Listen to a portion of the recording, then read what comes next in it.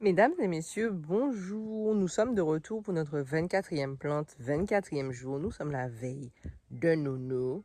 On parle de gouttes de sang rouge. Là, encore une fois, vous allez me dire, quoi? Qu'est-ce que c'est que la goutte de sang rouge? Bon, elle a d'autres noms, hein, donc vous verrez, vous découvrirez peut-être d'autres noms. Je vais vous montrer aussi à quoi ça ressemble. Mais je trouvais que c'était de circonstance, on éveille de Noël, le rouge, voilà. Donc, je vais vous montrer la plante et puis on va en discuter un petit peu plus profondément. Alors, voici la plante. Elle est dans le Zionna. On est dans la famille des Astéracées, d'accord? Et on est sur une origine Arc Caraïbes, Amérique centrale, Amérique du Sud, Amérique tropicale. Et on est sur un nom scientifique, Emilia fosberki. Voilà. Alors, dans toute la panaga, là, vous allez la reconnaître par trois choses. Les petites fleurs comme ça, en forme comme ça, ok? Normalement, ça devient vraiment bien rouge. Vous avez, voilà, vous voyez, ça sort un peu plus rouge. C'est pour ça qu'on l'a, mon Dieu, c'est pour ça qu'on l'appelle goutte de sang. Les feuilles qui sont reconnaissables parce que ça vous fait penser, si vous êtes là depuis le début, à la feuille de chicorée d'ailleurs. Et ensuite, ici, hop là. Ça ici, en fait, c'est comme ça qu'elle se reproduit. Donc, je vais vous en montrer un qui n'est pas ouvert. Mais voici la plante. Donc, la plante va très basse et elle a des feuilles qui ressemblent à la chicorée. Je vous montre un truc comme ça qui n'a pas été soufflé. Attendez. Regardez comme il est beau celui-là. Vous voyez, on reconnaît parce qu'il y a la fleur ici. Et puis après, ça fait ça. Et c'est quand on souffle dessus.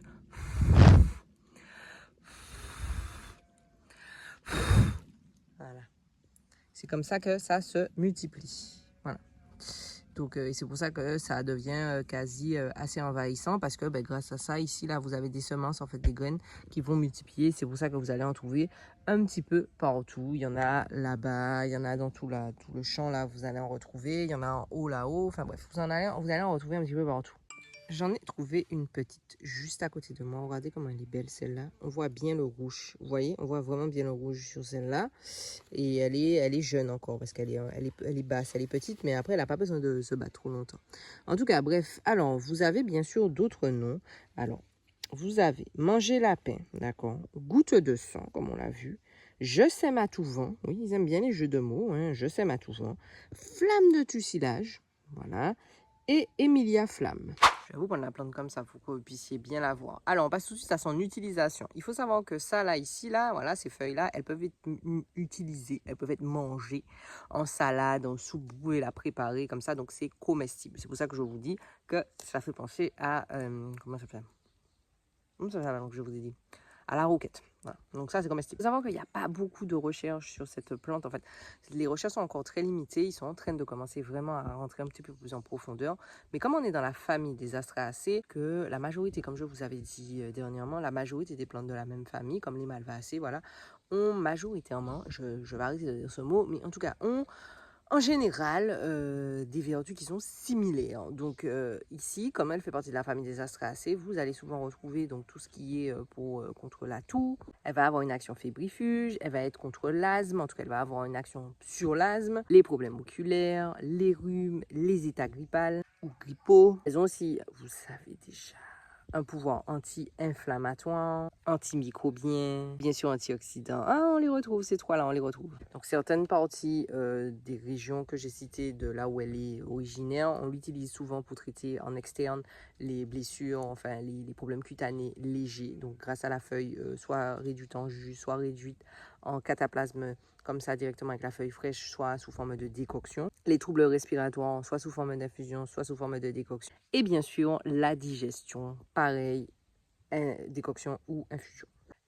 Si on part du principe que la majorité des plantes de la famille des Astréacées sont très bonnes aussi pour soutenir le système immunitaire, normalement cette plante-là ne doit pas y échapper. Mais bien sûr, on fait toujours attention parce qu'on n'a pas encore toutes les informations sur la plante. On peut utiliser les fleurs et les feuilles, donc la plante en entière, séchée ou fraîche, infusée dans de l'eau, dans un litre d'eau. Vous savez déjà à peu près 20 grammes dans un litre d'eau si vous avez de la goutte de sang sous la main. Il faut savoir que, comme je vous l'ai dit au début, dans certaines cultures, en fait, elle est vraiment utilisée comme complément alimentaire. Donc, pour mettre dans les sauces, pour mettre dans les repas, dans les plats, etc., c'est vraiment un aliment à part entière. Considéré comme herbe aromatique ou juste condiment, enfin, comme un légume.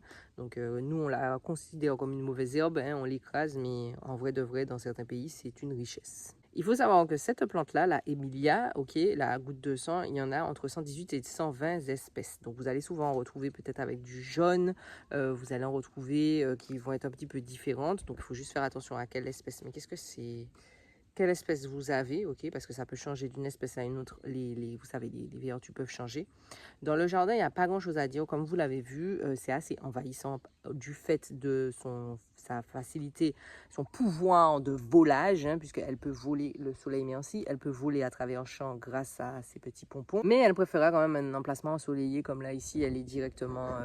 elle se plaira très bien dans les sols secs. Donc elle n'aime pas trop quand c'est trop arrosé. Le sol sec lui va très bien. Et de préférence, le substrat, enfin, si vous voulez la faire pousser chez vous, il faut que votre terre soit graveleuse, voire sableuse. Donc il faut qu'elle soit quand même légère. Donc quand vous la voyez pousser, en général, c'est un bon signe aussi que la terre est sableuse, qu'elle n'est pas compacte, qu'elle n'est pas forcément argileuse. Voilà. Donc ça peut être, vous voyez, les plantes sont aussi des indicatifs du type de terre que vous avez là où elle pousse. Donc comme ça, vous n'avez même pas besoin de creuser. Vous vous dites, ah ben là, si ça pousse là, ça veut dire que... Voilà, il n'y a pas grand-chose à dire. Hein. Comme je vous ai dit, maintenant vous avez les noms scientifiques, c'est le plus important pour moi. J'essaie de vous donner vraiment à quoi ressemble la plante, le nom scientifique, pour que vous puissiez vous aller faire des recherches de votre côté. Celle-là est morte, hein, voilà, il est décédé. Mais moi, ça vous permet d'aller faire des recherches de votre côté et de voir en fait, est-ce que vous connaissez cette plante, est-ce que autour de vous quelqu'un l'a déjà utilisée, comment vous l'utilisez. Et c'est bon à savoir que s'il arrive quoi que ce soit, vous avez au moins ce genre de plante-là près de chez vous. Voilà. Vous savez déjà, vous me laissez savoir, petit pouce, petit partage, petit commentaire. Laissez-moi savoir comment vous appelez cette plante-là. Laissez-moi savoir si vous l'utilisez en mode comme ça, manger. Ou alors si c'est pas quelque chose que vous n'êtes pas en laisse ça, quoi. Je vous remets la vidéo d'hier. Je vous souhaite un bon réveillon de Noël quand même. Et bien bon Dieu, c'est vrai que c'est le 24. Aïe aïe aïe. En tout cas, bref. Et puis je vous dis à demain pour la 25e vidéo.